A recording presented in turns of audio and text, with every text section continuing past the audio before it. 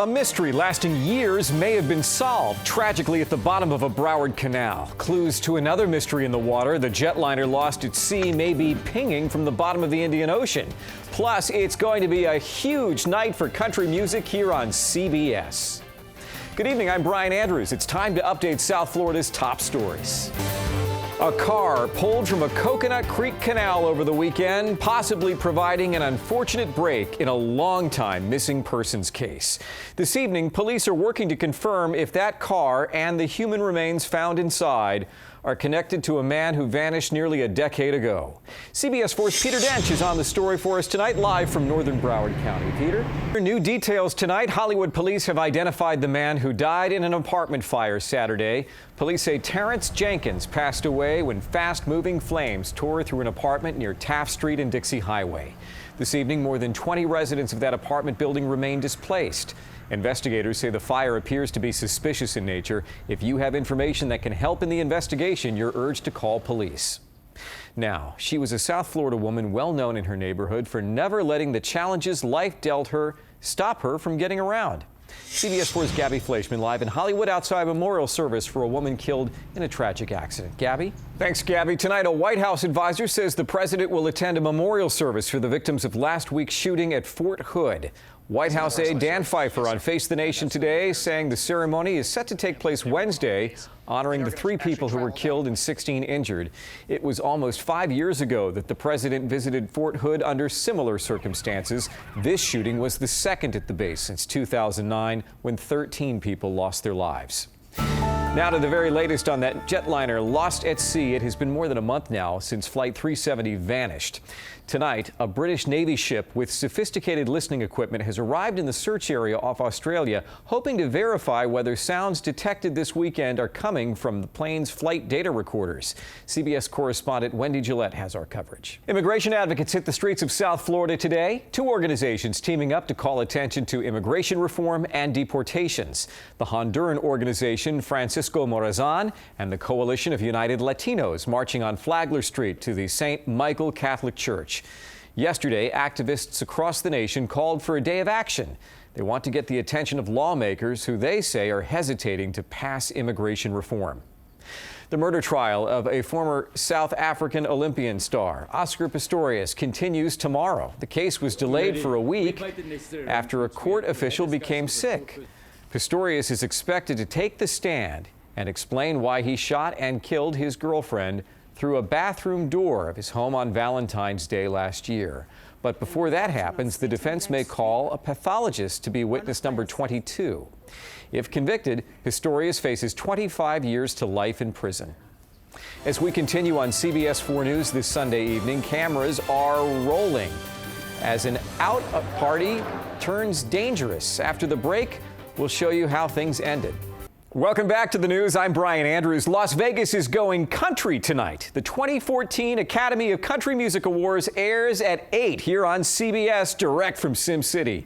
And that is where we find CBS reporter Suzanne Marquez looking fabulous in that little black dress with all those celebrities behind you. And I love your earrings. They look great. All right, thanks, Suzanne. You're looking great there on the red carpet. And remember, you can see all those folks that Suzanne is talking about tonight, right here on CBS 4. Our coverage of the ACM Awards kicks off at 8 o'clock.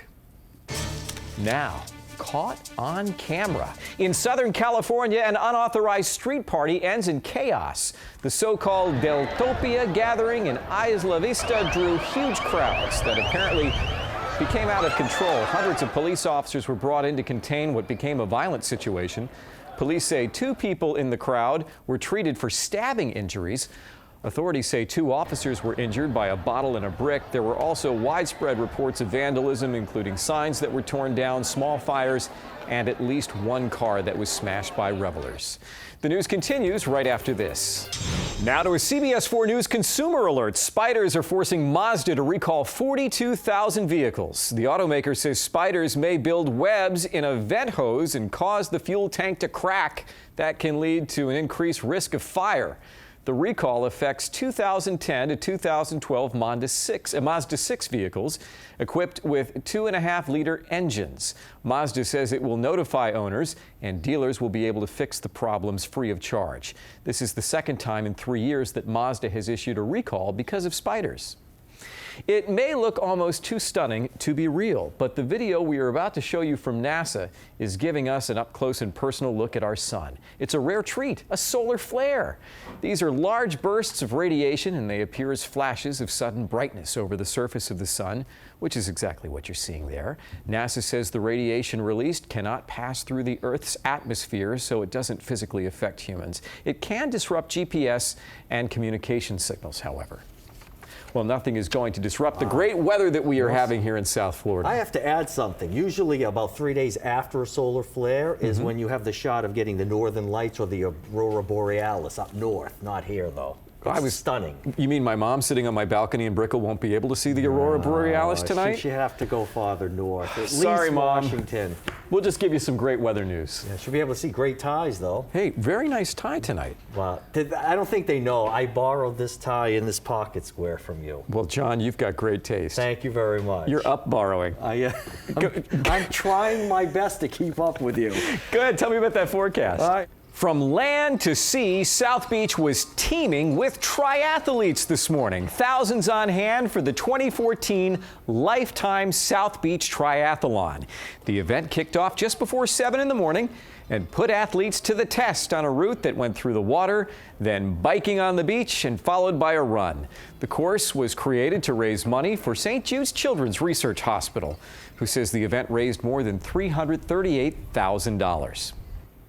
That wraps up our early evening edition of CBS 4 News this Sunday. You can get the latest news from our friends at News Talk 610 WYOD when you're in the car or on your phone on the iHeartRadio app. Speaking of smartphones, send us your newsworthy digital photos and video clips. Our email address right there, pics@cbsmiami.com. You might just see those videos on our air.